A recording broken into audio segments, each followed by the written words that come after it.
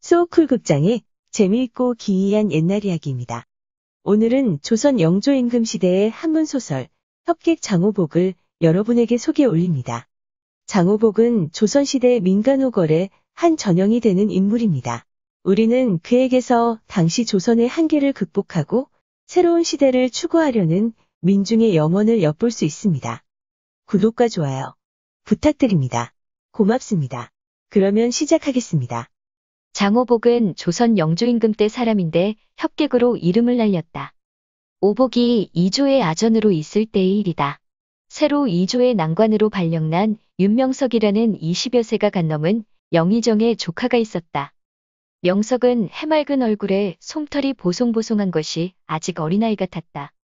외모와는 달리 명석은 오만불손해서 나이든 아전들을 마치 집안의 종부리듯 하였다. 명석은 그날도 여느 때와 다름없이 회의 중에 자신의 할아버지뻘 되는 나이에 아전들을 마구 혼내고 있었다. 그런데 그 행동을 다른 고급 관리들이 제지하지 않고 있었다. 이유인즉 윤명석은 양반인데다 영의정의 조카이고 혼이 나고 있던 사람은 중인계급인데다 아전에 불과해서 주변에서 말리러 나서지 못하는 것이다. 그러자 옆에서 가만히 지켜보고 있던 오복이 명석의 등을 토닥토닥 두드리며 말했다. 아들을 낳으려면 적어도 이 정도의 인물은 낳아야 하지 않겠습니까? 나이는 비록 20여 세에 불과하지만 60여 세의 노인들도 공깃돌 다루듯이 다루고 자기 직속 상관들에게도 함부로 하니 젊은이의 기계가 너무나 장하지 않습니까? 명석은 얼굴이 시뻘개지며 씩씩댔지만 오복의 부릅뜬 눈과 기세에 주눅이 들어 함부로 하지 못했고 함께 있던 관리들은 마음속으로 부끄러움을 느꼈다. 그렇지만 평소에 명석에게 불만이 많았던 아전들은 속으로 쾌재를 부르며 후련하게 여겼다. 그 일로 명석은 오복을 파면시키려고 했으나 판서의 반대로 그렇게 할 수 없었다. 오복은 길을 가다가 다투거나 싸우는 사람을 만나면 옆에서 지켜보고 섰다가 강한 자가 약한 자를 업신여기거나 사리를 그르쳐 어거지를 쓰는 경우가 있으면 반드시 강한 자를 꾸짖고 옳고 그름을 분명하게 따져 잘못을 시인하고 사과하게 한 뒤에야 자리를 뜨곤 하였다. 사람들이 이 때문에 오복을 두려워하였다. 간혹 동무들 간에 다툼이 생겨 옆 사람이 뜯어말릴 수 없을 지경이 되면 겁을 주느라고 저기 장호복이 온다 라고 외치기까지 하였다. 언젠가 오복이 낮술에 얼큰하게 취해 광통교를 건너가고 있을 때였다. 마침 가마 한 채가 지나가고 있었는데 한임이나 구종을 거느린 모양이 굉장히 호사스러웠다. 오복이 갈짓자걸음으로 그 곁을 지나갔다. 가마꾼은 오복이 고의로기를 가로막는다고 여겨 손으로 오복의 뺨을 후려쳤다. 아닌 밤중에 홍두깨도 유분수지 동변을 당한 오복이 벌컥 성을 냈다. 내까지 타인 놈이 감히 이러는 것은 가마 속에 탄 사람을 믿고 세도를 부리는 것이렸다. 말이 끝나자마자 혼도 내줄 겸 오복은 가지고 있던 칼로 가마 아래를 찔렀다. 공교롭게도 칼이 가마 속의 기료강에 부딪혀 쨍소리가 나자 길 가던 사람들이 다 놀랐다. 이 가마에는 포도대장 장지왕의 애첩이 타고 있었다. 첩으로부터 봉변당한 이야기를 전해 들은 장지왕은 포조를 풀어 오복을 잡아와서는 죽이려고 하였다. 그러자 오복은 두려워하기는커녕 큰 소리로 껄껄 웃었다. 장지왕이 성을 내며 그깟 물으니 오복이 대답했다.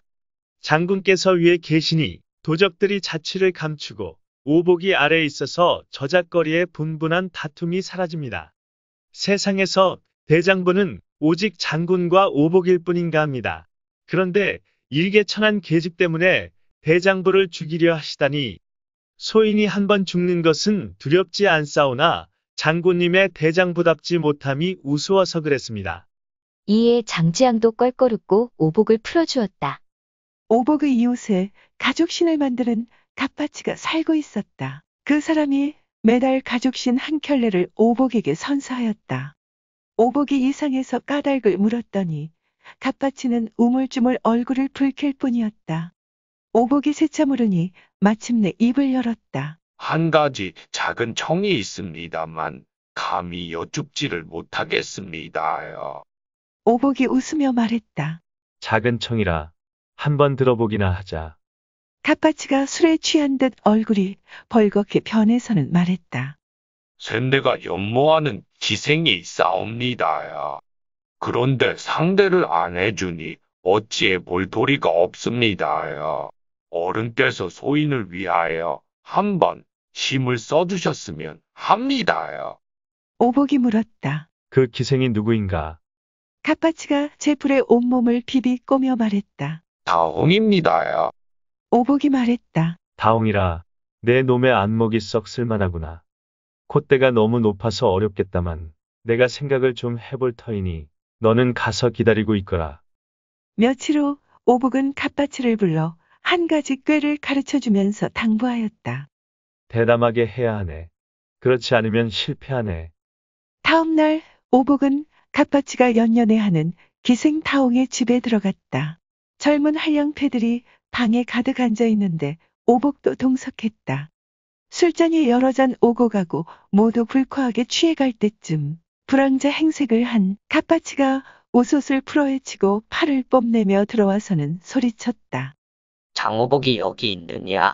오복이 이 소리를 듣자마자 깨갱하고 얼른 뒷문을 박차고 도망갔다. 세상에 장호복이가 주랭랑을 치다니. 한량패들이 놀라서 움찔거리다가 기어들어가는 목소리로 그에게 물었다.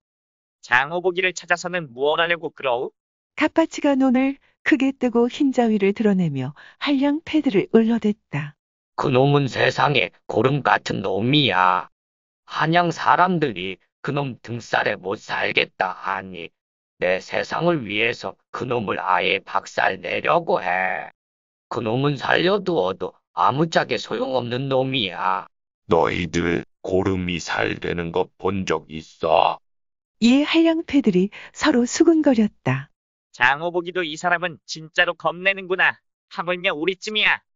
지레 겁을 먹고 모두 슬금슬금 내빼버렸다. 갓바치가 다옹에게 일렀다. 내가 오늘 여기서 하룻밤 머물면서 장호보기를 기다려야겠다. 다옹은 천하의 협객이라고 평소 오복을 연모하였다. 그런데 오복의 머리 꼭대기 위에 있는 대협객이라니. 다옹은 아랫도리의 힘이 자기도 모르게 스르르 풀리는 것을 느꼈다. 옛말 그대로 감히 청하지는 못하겠지만 진실로 바라는 바였다. 그날 밤 갓바치에 대한 다옹의 공대가 한량 없었음은 물론이다. 갓바치는 하룻밤 다옹과 기쁨을 마음껏 누리고 나왔다. 돌아와 오복에게 고맙다는 인사를 하자 오복이 말했다. 가서 이제 자네 일을 하게. 이 일은 다시는 입 밖에 내지 말아야 하네. 그리고 다시는 그 근처에 얼씬거리지 말게. 원래 나타날 때보다 사라질 때가 더 중요한 법이라네. 장호복은 소설 속의 인물이지만 영조시대의 인물이므로 조선 후기 문화권에 속하는 인물이라고 할 수 있습니다.